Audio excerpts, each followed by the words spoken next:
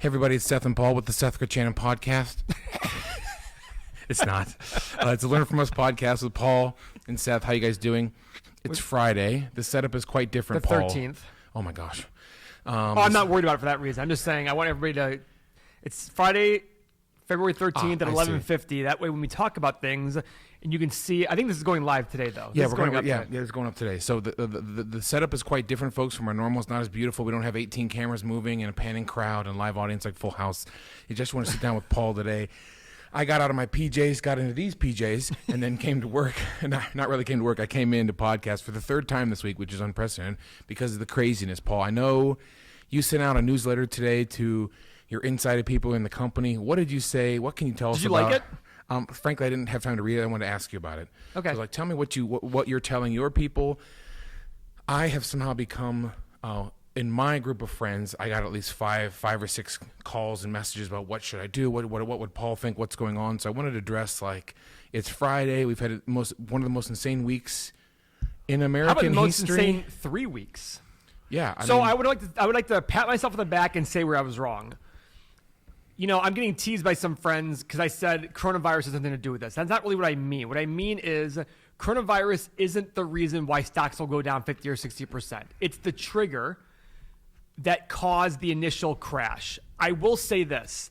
I did not expect this fast, this far. This is unprecedented. This is unreal. Usually when you see a crash, there's a top. There's a dip. There's a rebound, slightly lower, and then there's a crash. Keep talking. 6 months, 9 months later, whatever it is. Where are you going? Anyways, this was literally, we saw a peak on February 19th and just plummet. 20, as of yesterday, it was 27%. So look at today. Today, we started the day up 6 or 7%. Now we're up 0.6%, I believe. 0.6%, Seth. From up 6 or 7% to 0.85% now in the S&P. I mean, these fluctuations are insane. Now, here's what I'm going to say. This is what I said in the letter. Go ahead. We are in a recession. I'm willing to bet a lot of money we're in a recession. This will get worse. Did it happen this fast last time? No, that's what I'm saying. We peaked October of 07. We didn't crash until September of 08. Okay. We will be in a recession because of all the things that have been shut down. Is that coronavirus related? Yes. But like I said, we needed a reason to have a pullback and a step back. We had 11 years of a bull market. We had 11 years of a growing economy that was largely supported by government interference. That is not healthy, people. We were borrowing from tomorrow to pay for today. And we weren't even getting massive growth for it. It felt really good, but it wasn't on the right foundation. We are going to be in a recession here in the first quarter. Second quarter will probably be very, very bad. Look at all the things that are happening. Your kids don't go to school till when? I think it's April 17th? Yeah, it's 3 weeks of now, or maybe almost a month, yeah. I mean, I don't even know how that affects just simple parents. That's exactly it. Like Beth and I stay home. Lisa and I were talking last night. She goes, if you're a working couple, what do? You have to, she said a good idea. She's like, all the moms should get together and one of them should take a day off every week or two and take care of all the kids and just say, listen, you're in charge for Monday. I'm going to do Tuesday. You do Wednesday, etc. Yeah, I was like, boy, the nanny business would probably pick up. But then again, I'm assuming with the economy slowing down, people won't have the money to pay nannies. Well, the question is, what do you do? I mean, a lot of jobs are starting to offer stay at home and work from home. Yes, I've been seeing that. And they're more open to that, more than even just 5 years ago. I lost my job 4 years ago. I had work from home privileges, are pretty rare, but now it seems like a lot of people have it. So our developers in Peru, they just sent us a message this morning. Guys, we're going to send everybody home. We're going to work from home. Are you okay with that? We're like, yeah, absolutely. I mean, First off, it's development. We're cool with that. So I wanted to ask you, you've been saying from the dawn of our podcast, probably, what is it, going on 18 months ago?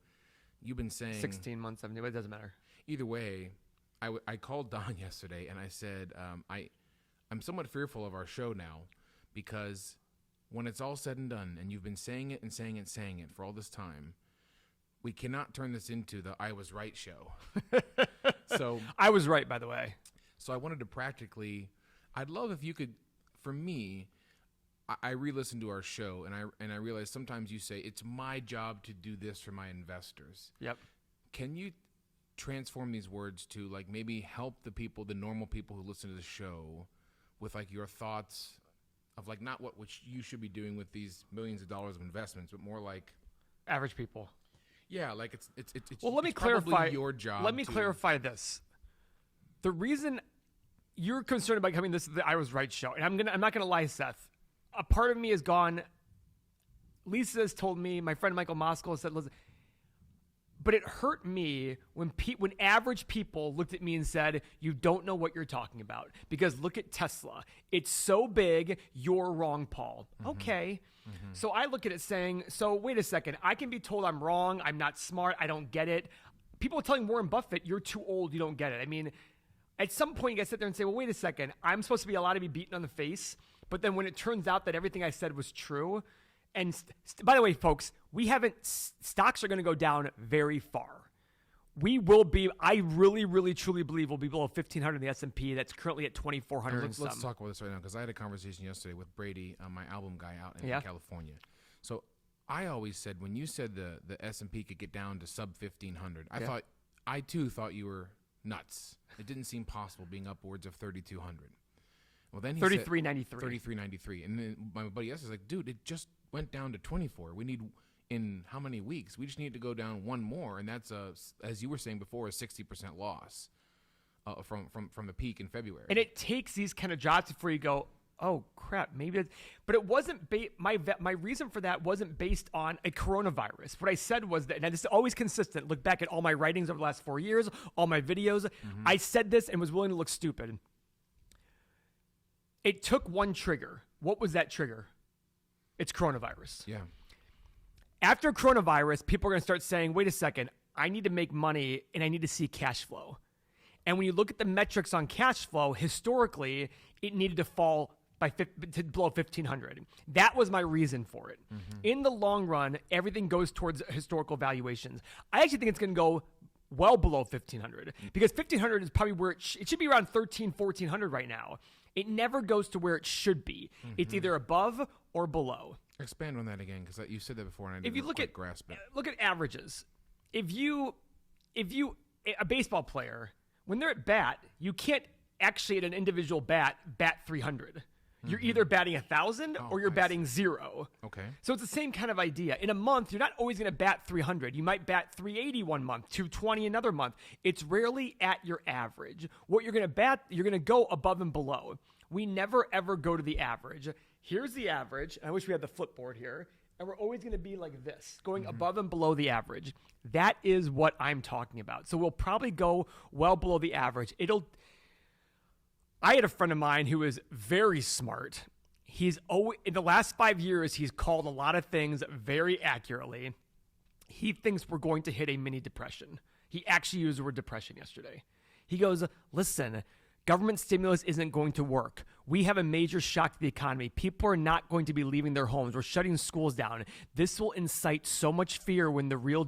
And I've always said, the first tranche of this was coronavirus. The next one comes when they announce GDP numbers in the first quarter, which the first quarter, half of it was good. Mm-hmm. We didn't have coronavirus scare until mid-February. Mm-hmm. Then once we get second quarter numbers, people are going to be very, very scared. Mm-hmm. I wrote an email today to everybody in the company. I said, here's the deal. I go, we do better in recessions. We do better in downtimes. If we're all good employees and partners, we will do better because we don't do well because everybody else is doing well. Mm-hmm. We do well because we're very good. And if you're very good, you do better when everybody else is sucking. That's how you show how good you are. Not because everybody's doing well. We have very little debt on our businesses. Actually, when I say very little debt, I think there's a total of like our operating businesses are a total of $10 or $12 million of operating businesses in revenue. I think we have $80,000 in debt total. Mm-hmm. So it's an astronomically low sum. I don't even know. I told my brother the other day, why don't we just pay that off? Because we don't even, who cares? Anyways, I want to show everybody and a lot of our businesses are so small that growing won't be hard. And we need recessions. People don't realize why we need recessions. Let's elaborate on that. We need recessions to reset. We need recessions to get rid of all the fly-by-nighters, all the crappy people who shouldn't be doing what they're doing. All forms of business. All businesses. The crappy photographers who are willing to do a wedding for $1,000. Yes. All of a sudden they can't. The crappy landlords who don't put money in their properties and have very little margin but have a lot of debt. We need those people to be weeded out. They're not good for business. We need to weed those people out. Unfortunately, it comes at the expense of average people. Yeah. And that's what sucks. And what I say comes across very, very harsh. I know you don't want this to be a I am right podcast. What I'm trying to sit there and say is, guys, my foundation and my analysis was correct. You need to listen to me. In the short run, I am very, very likely to be wrong. In the long run, I think things are going to pan out in some general idea the way I said it. It sucks, it hurts, but instead, next time, just listen. Just listen to me and say, oh, this guy is giving reasons why this works. My reasons were never because it is what it is. That's everybody else's reason. Yeah. I have a bet with somebody that started in 2017 or 18, where I said 10 years later, we have it in the calendar, stocks will be lower than they were in 2017 or 18. He texted me just last year and said, not looking good for you. I go, I'm fine. I'll be patient. We're below that mark already. Now, I don't think he thinks he's going to be wrong. But I go back on history, and I go back 150 years of stock market history, and it's very, very likely that he'll be wrong. Even if he wins the bet, it'll be 10 years of very little growth. You guys remember this. March 10th of 2000 was the peak of the tech bubble. We have done 3% a year since then. Nobody back then was expecting anything less than 15 or 20% a year. Because it was so good. Because it was so good. And now we've gotten 3% since then, 3.4%. Guys, it doesn't take it. Just look at history. I love it how now I hear people saying like, well, history shows this. I'm like, oh, so now we care about history? All of a sudden now we're picking the points in history that matter. Guys, our economy right now is based on a person who lives off their credit cards and is shocked when all of a sudden they lose their job and they're going to go bankrupt. That is what we're doing in this country. We're borrowing money. We're living off deficits. The country is spending more than it brings in.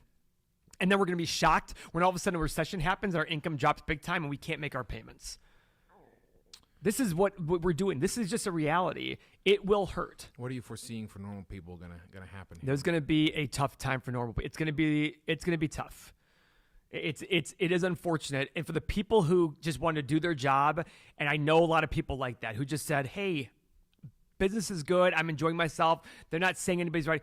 It's going to suck, and I'm sorry. And I just got tingles even saying that.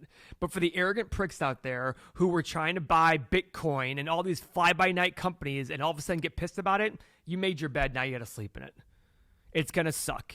And for the people who are going to hurt, who are really genuinely good people, go get trained.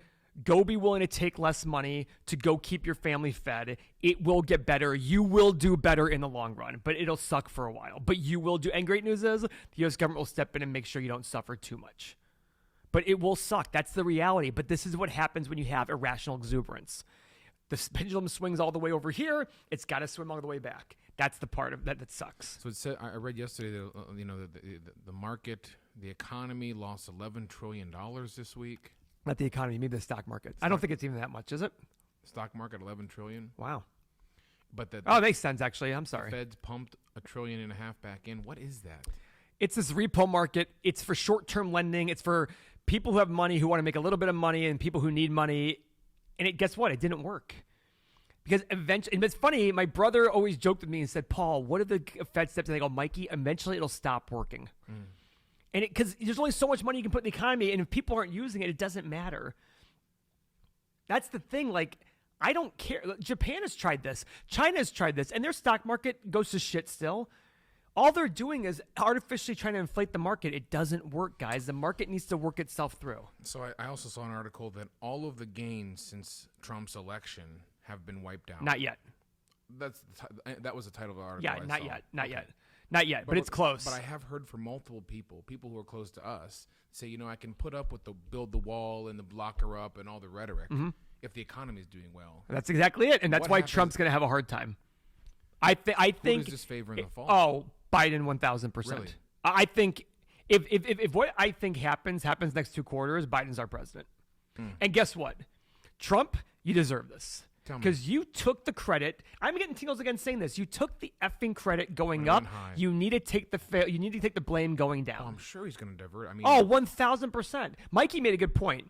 Mikey said he tried the payroll tax thing because he's going to use that as ammunition later, saying, I tried for payroll exemption. They said no. The Dems said no. And that's the reason why the economy failed. He's prepping himself for the blame game.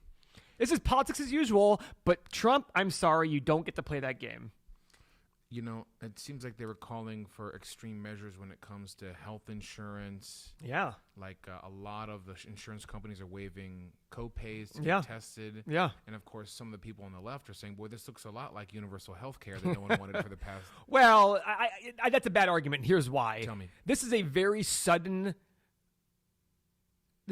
very sudden event that is causing panic. And I believe it's great that insurance companies are sitting there saying, and by the way, isn't it private insurance companies sitting there saying, we're going to waive this, we're going to waive. It's universal health care, except to me, it makes the argument of this is why private insurance is good. They're still good people. They're sitting there saying, hey, we're going to help you. We're going to waive everything. Go out there and get yourself tested if it makes you feel better. Go do this right now. So to me, it makes the argument better for privatized healthcare. They went and sat there and saw this and said, listen, let's make sure we help out.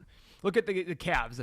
They're paying all of their employees as if this is Dan Gilbert saying, I'm going to lose tens of millions of dollars off this. I'm fine with that. Mm-hmm. You know what I mean? I look nice at that going, to see. what was that? It's nice to see. And guess what? What I'm does he sure. make him a year, $90 billion? No, I think Dan Gilbert probably makes a few $100 million a year. I meant Rocket Mortgage or whatever. Yeah, he probably makes a few $100 million a year. Yeah. Yeah. I mean, revenue-wise, it's huge. It's like $10 billion. I don't know. $10 billion, I think we found before. But this to me is all the more reason why privatization is important. I mean, you sit there and say, look at Italy. Look what's going on in Italy right now. 1,000 people dead? Yeah, but aren't they socialized healthcare? I don't know. Oh. I could be wrong on that one. Somebody fact check that for me. But I look at it going, why is the argument being made for this? It's just, I don't know. This is I don't want to be like Rudy Gobert from the Utah Jazz. If I got coronavirus today, I'd be like, oh, that's shocking. But okay, what do I need to do? Like, let's go get this thing handled. I'm healthy. I'm young. I do worry about my father. He's 68 years old. He's a very healthy guy, but he's still 68. Dad, don't go see anybody. What do you just pump the brakes here, kind of thing. And take your time. It's okay to be cautious. Do I think people are being alarmist? Yes, I do. I keep reading about the coronavirus, and I'm like, everything I read about it says we're going to be fine, unless there's some strain we don't know about that's occurring that just kills people en masse, which somebody can't blame me later saying, oh, you said it's like, listen, I'm assessing the data based on what I see. And what we see right now is a 0.1 or 0.2% death rate for people under the age of 50. Over. Under 0.1 or 0.2%. Yeah. What's that move to for over 50? Or it's like 2% for 50 to like 70 and like 15% for like 80 plus. Okay. It's tough. It's bad. It's going to hurt the economy. The economy. I mean, look at the cruise line industry. Yeah. How are they not going to go under? How are cruise lines not going to go under? They have loads and loads of debt, and they're going to lose revenue by the droves. I said 50% the other day, and somebody's like, "No way, it's going to be way more than 50%." And they might be right. I think I was just trying to be like cautious. It's like when I say 1,500 S&P. Do I think it's going to be 1,500? No, I think it's going to be lower. It's just. I'm kind of surprised to hear your friend Brady even say like, well, we've already done 27%. It's a 900, but we've already done 1,000 points right now. What's another 1,000? I didn't think about it like that. I don't know why. I just was like, oh wait, they would never get down. And it's easier to go down than it is to go up. Yeah, just remember that. So like what? I guess some calls I was fielding is like, what the hell should I do with my business, with my funds, with my mental state? For your savings people, this is why I've always talked about saving is month after month, put money in stocks, follow your plan, keep going. You will see losses on paper, but your job, if you're young, is to put money in at all times. And when stocks are if the S&P, God forbid, falls to 1,000, you're going to be buying stocks at 1,000 and all the way down. You're going to dollar cost average. So between 2,400 and 1,000, you're going to average 1,700. So when it goes above 1,700 in whatever time, I see. You're going to make a killing. Cost average. You're going to dollar cost average. If you have a business, be smart. Don't do crazy spending. Grow your business. Be aggressive about growth, because now is when the people are going to be falling to the wayside. If you have some cojones, increase your marketing budget. Get out there. Go be more aggressive. That's the thing to do. I put out a post yesterday on Facebook. It just came to me that it seems like for the first time I can remember in my life, we're actually being given this gift to step away from all the events where we force ourselves to go to and just stay home and stay with our families a little bit. What's wrong with that? Some photographers are, I wouldn't say taking advantage of it, but they're saying, hey, while you're all sitting around, I'm open for family sessions. Yeah. Let's try and build this. Support local businesses. I don't know how people be pinching their pennies nowadays. I'm sure it's going to start setting in. But it is unprecedented, at least in my life I remember, where like we get to all just stay home. So last night we were supposed to go to some large gathering at school, and we had 12 people over for dinner, and we played Monopoly for 3 hours. Where was I? By yourself with your dogs?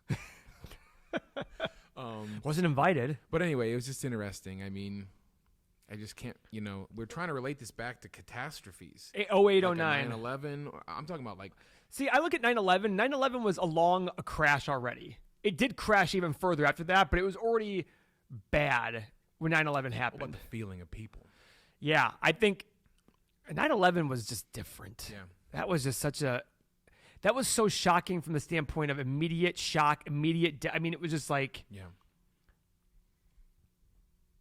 It's this crazy, huh? this corona is like, yeah, I don't know. I just, I'm somewhat worried about my business.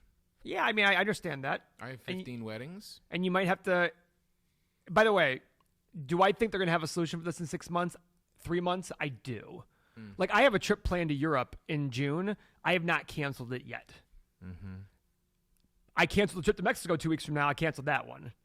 But June for 3 months from now, I haven't canceled that yet. Only I say yet is because I got an email from China yesterday from a factory of ours in China. Hey, we're back in business. We're Already? open. We're open. And I was like, okay, well, this could be a short-lived thing. Wow. But the short-lived thing will still cause the bad news of a recession hitting. And that's going to be the trickle effect of like, oh, shoot. Hopefully it's a short recession, 2-3 quarters at most, and we're able to get out of it. I just don't want to see the government intervening again. I know it sounds terrible. It lessens the blow, but What are they doing again? Say it to me again. Like when you say the government intervening, what are they just doing? giving people lots of money just to go spend. Oh, yeah. I mean, it's just taking on more debt. You guys got to remember that you've got to decide whether you want to have a good future or a good today. Well, we know the trend is a lot of people just want to have a good today. I understand. And that's why I sit there and say, like, then you can't get upset when things like this happen. Because if we really did the right thing in 08, 09, we wouldn't be in this position right now. We wouldn't have this overvaluation, but it would have sucked. Instead of 10% unemployment, we probably would have had 15 or 20% unemployment. If the right thing happened, which was let all these banks and auto industry go under. But guess what? We'd probably have better companies today. We'd have more fun. But that's the thing. People don't want to do that. We would have had literally just Great Depression type time again. But look how great the U.S. did after the Great Depression. Look how great the U.S. did after the 1970s. We had the biggest economic boom in history after Reagan sat there in 1981 or 82 and said, this is going to suck, but we will be better because of it. And the 80s and 90s were the biggest boom we had. It's no coincidence. The question is, do you want it to suck? In Moneyball, Brad Pitt's character says, for every 1%... No, The Big Short. Oh, what'd I say? Moneyball. Oh, in I Big get Short. confused a lot Yeah, there. in The Big Short, Brad Pitt says, for every 1% increase in unemployment, 40,000 people. 40,000 people die. And that I don't know if that's causation, whatever. That I'm sure there's some sort of that sucks. So 10% extra going to 13% would mean 400,000 people are going to die. Is there ever a way? Maybe this is part of it. Probably no, then, but go ahead. Yeah. I mean, that's why I wanted to shift our mindset to like, maybe so much as Paul was right to like, you sort of knew you were going to be right. It was just a matter of timing. But you know how much it sucked to be told you're logical, you have data, all these things, and random people who don't have any foundation whatsoever in understanding go, you don't know what you're talking about. Well, but in the end, I realized You're crazy. In the end, we realized it's like it is those poor people. Well, then you know what they should that are gonna do? get axed. You should save your money. You should save properly. Save your money in case things happen. You can borrow against your 401k. Your 401k is protected by credit. Is protected from creditors. Maximize your 401k. That way, if you do have to declare bankruptcy because of bad things happening, you still have your 401k. This is my point. Let's learn from this. Learn from us. Learn from us. Instead of the savings rate in the country being 0 to 2%, let's make it 10%. But you got to remember, people, that means the more you save, the worse the economy does in the short term. Saving pays for the future, not for today. Right. And borrowing pays for today, not the future. So you got to pick which one's the right one for you. Yeah, I mean, while I was saving upwards of 33% of my income in my mid-30s, I did see a lot of friends going on cruises and flying around. And now, if you do hit a bad 2 years, you're going to weather that just fine. Yeah, like I was. It'll suck, but you'll get through it, and you won't have to declare bankruptcy. You'll still be able to stay in your house. You'll still be able to do these things because you made a sacrifice before. I guess so. It's coming to fruition. I was like, boy, Beth, I think we could literally sit in this house for the next 18 months and not ever leave and be perfectly fine. Oh, more than with that. our savings. Yeah. Oh, more than that. Not counting our long term. I'm just mean like sitting around what's waiting. in the cash. Yeah. So. I don't mean it as I really don't mean it as a way of gloating. I mean it as a way of saying, well, maybe it's a little gloating. I mean it as a way of saying, stop listening to people who tell you what you want to hear. Start listening to people who have a good process and foundation. I have a good process and foundation. Yesterday, I met with an investor. We might have her on the podcast. She said, hey, I'm buying this property. I was like, great. You got to remember, there's a lot of investors out there who say, Paul, I don't know why you're not finding good deals. I find good deals all the time. She's one of the few people who said, let me show you my deal and let me know what you think. I just saved her. I go, you have this wrong, and this wrong. And even the guy with me was like, yeah, those are wrong. And she's like, oh. She's like, oh, I'm glad I brought this up. I'm like, yeah, me too. So I joked with her. I said, I love watches. I'll send you a link for a watch I want. I'm not exaggerating, guys. She would have lost a lot of money in this deal. It wouldn't have even made money. What kind of money? She was investing a total of $2.7 million in the deal. Okay. I think she would have lost every bit of $500,000, $1 million on it. And I just sat there and looked in 3 seconds and said, this is wrong, this is wrong, this is wrong. Total value, about $40,000, $50,000 a year. Yep, you're looking at $500,000 to $1 million in lost value. And she was open to it. Yeah. But she listened to my process. Another guy, a fireman who's buying real estate under the sun, he showed me a deal. I said, this is a terrible deal. He just ignored me. He still went into the deal. He's the kind of guy who's going to pay for this, and he's going to blame others. And these are the stories that happen over and over again. What he needs to do is learn from the mistake. You need to learn from these mistakes, guys. You need to listen to people who are doing what you want to do. With more of your foresight. Foreskin. Yep. Pronounced in your case. If it does go down to what does the world look like if it drops another 1,000 points? It won't be as bad as nothing's ever as bad. If you told me, I said at the office the other day, this was going on. I said, guys, if a month ago I told you these are the actions that are happening in the world, we'd be like, oh my God, let's go buy guns. Yes. Literally, I'd been like, let's go buy guns. How? But we will be fine. It's not as bad when you're in it as when you imagine it ahead of time. The world will be tough. It will feel gloomy for a while, but we'll get through it. Just like we got through 2008 and 2009, just like everybody got through the Depression, just like these things, it will happen. We will get through it. We got through 9/11.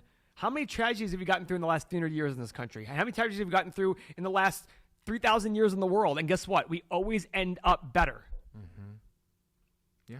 But when you're losing your house and you're losing your job, it is hard to look at that. I get that. I get that 100%.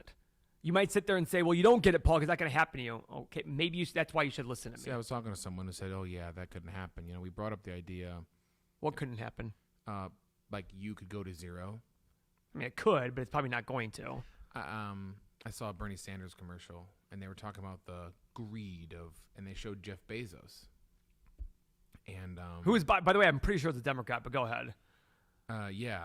That is funny, but I mean, there's that word greed, and I was just like, I was talking to someone who was from the left. I was just asking, like, what do you think when you see that?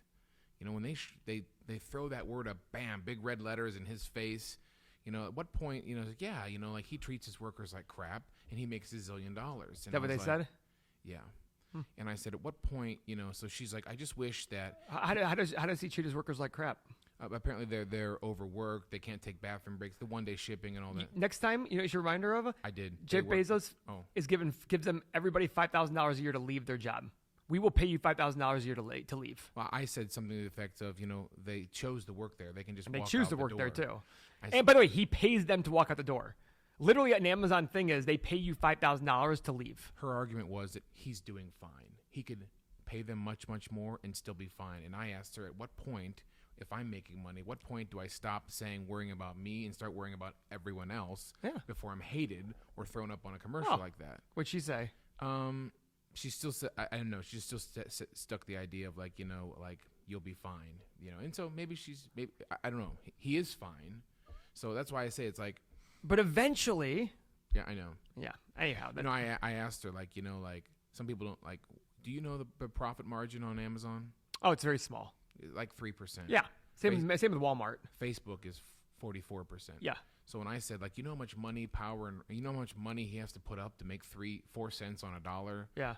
And she said, yeah, but how much money does he make? I'm like, it doesn't matter. Everybody looks at his net worth and thinks he makes that every year. No. Yeah. That's going to fall significantly, by the way. And yeah, he's still going to be a billionaire at the end of the day. I get that, but he took an amazing amount of risk in the night. You know how many Jeff Bezos did not become Jeff Bezos in the 1990s? I guess, no, I never thought about it like that. Really? No, I mean, something that someone can be reminded Tens of thousands of people went and tried to become Jeff Bezos, and they did not. Yeah. And we could be talking about somebody completely different, a different name entirely instead of Jeff Bezos. I mean, it is nice to see someone like Kevin Love give back to people, or Dan Gilbert. Yeah. Hopefully we'll see more of that. So, But I also feel sad for them that they feel like maybe, I'm sure they want to help, but I feel like a part of them thinks like, well, I got to do this because I'm making $20 million, $30 million. I mean, what's $100,000? Yeah. And it's going to buy me good PR. And he gives that all over ESPN and SportsCenter and all that great stuff. I just look at it going, hey, listen, this is a reality for a while. A reality for a while is going to be, it's funny, it's greed on Wall Street's part when stocks fall, and it's greed on Wall Street's part when they go up. By the way, I don't even like Wall Street. But my comment is, okay, well then, like somebody the other day was bragging about, oh, my brother works on Wall Street. I'm like, who the fuck cares what your brother? I mean, I don't care. Like, your brother's an idiot. But at the same time, so if it's greedy going up and greedy going down, like, I'm confused here. You can never make everybody happy. No, I think even when Kevin Love gives $100,000, the basketball player, I'm sure somebody out there is saying, why not is it $400,000? Why not right? $400,000? You can't win. Yeah. And that's why, it's, I can't believe you said that to Don about like, I don't want this to become, this is the me. I was thought right about it because, you always say, well, it's my job to do this. And we did this. We're doing everything right. And it's like, well, I actually, listened to you, which now it seems like doing so might put me in somewhat of a position to make a lot of money, make some money when I invest low. When I say I'm doing what feels right for me. Mm-hmm. My good friend Matt, who's a chess coach, texted me today about his savings and all that stuff. I go, Matt, why are you doing this? I go, I would not do this. He goes, oh, and I said, I would do this and this if I were you. But I'm not investing the same way he is. Why? Yeah. Because we're in totally different situations. Yeah. And at least I'm here. I hear guys like Mark Cuban saying things as if everybody else is a billionaire. I'm like, Mark, shut up. And I look at that saying, I'm sitting here saying, I'm in this position. I could afford to be wrong in the last 4 years. Yeah. And even guys like you've said to me, well, should I be following? No, don't follow me. If I'm wrong, I'm going to be plenty fine. Yeah. If you're wrong, you're sacrificing a significant portion of net worth possibility down the road. Yeah. But I will say this. I saw somebody else post on Facebook yesterday. Bitcoin's down, I'm buying more. You need to stay away from Bitcoin. You have no idea what you're talking about. It has no value. This has more intrinsic value than Bitcoin. It's ridiculous to me. And when I hear people talk about Bitcoin, I just go, you need to learn a very expensive lesson, unfortunately. I don't mean it to be a jerk. I just mean it. Elaborate on it. What I mean, you need to lose a lot of money on Bitcoin to understand. And then afterwards, not a company. It doesn't have a balance sheet. Nothing. There's no revenue stream. And then afterwards, you need to sit down and say, okay, what did I miss on Bitcoin? Like stocks going up. I look at it going, oh my God, I was wrong there. I was wrong. It still cost me a lot of money. Mm-hmm. Okay, what did I learn from that? Well, I learned that markets can be irrational longer than I can be solved. Yeah, longer than I thought. Okay. What do I do next time? Okay, next time I maybe just don't add more money to my investments. Maybe I go look at the specific equities that I have that are massive overpriced and sell those. Maybe I do that instead. Mm-hmm. Instead of going all out. I started selling in 15, and I started selling at 1500 S&P, and I was completely out by 1850.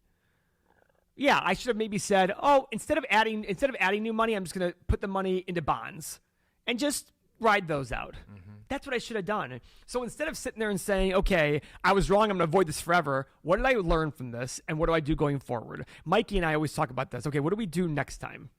Mikey and I talked about it when the S&P goes below 2,000. What do we do with our short? Back off that mic just a bit. There you go. Oh, sorry. Usually you're telling me to hug it. Go ahead. Mikey said to me, what do we do with the short? I go, listen, we got to figure out what happens at the 2,000 mark. Do we exit the short, take our profits, and just move on?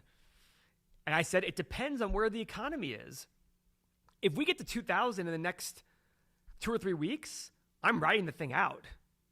If it takes us 9 months to get to 2,000, I'm probably going to exit the short. It all depends on where we stand. If the fear of the recession hasn't hit yet, yeah, I'm definitely riding that short out. I'm going to go make more money on it. But that's a decision we have to make. Could I be wrong? Yeah. Maybe I learned the future. Paul, you got in the positive on a short that you were in the negative for big time. Yeah. Maybe it's time to take your profits and run. Can I be honest? I'm going to be completely honest here. I was in the negative almost $6 million in that short. Leading up to February? Yep. $6 million? Yep. That's a lot to weigh on your... It didn't faze me. What fazed me was if I'm wrong, I lost a lot of upside. I didn't care about the loss because I was just like, it's going to work out fine. I really felt confident in that one. It was like 5.7 or something like that. When will you see that money come back? Oh, it's already come. It's already four of it's back. You're still -2 though? Yeah, but 4 of it came back in 3 weeks. Oh. Just like that. I see. Right? Yeah. I'm still down 2, but once it goes to 2,000, I'm in the positive.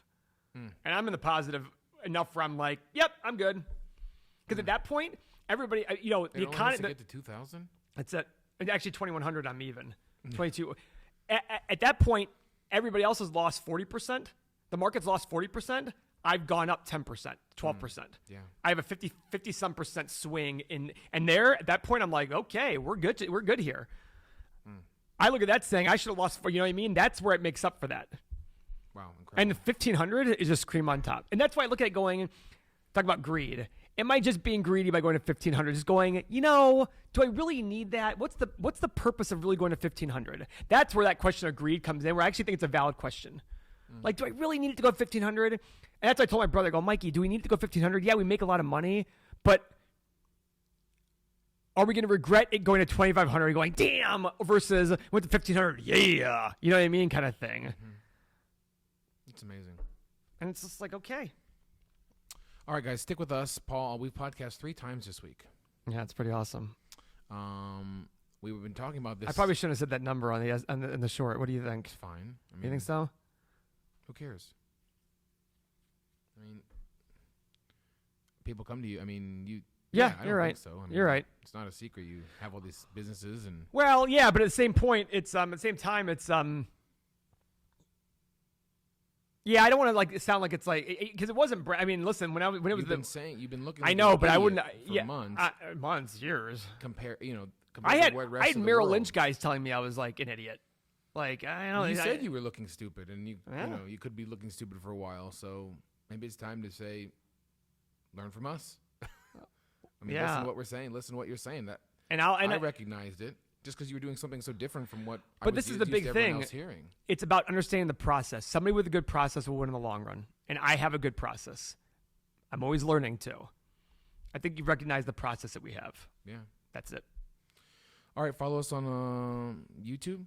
Learn from us, Investor Academy, and stay safe and confident that whatever stock you're holding or investment, it will go up in the future. It might go No, down. that's not necessarily Well, I mean, like broad-based. broad-based stocks. Yeah. Yeah. If you have Carnival Cruise Line, you're probably going to have a you're problem gonna for be a fine. while. Yeah. All right, Paul. Thanks for all the insight. I'm Seth. This is Paul. Learn from us.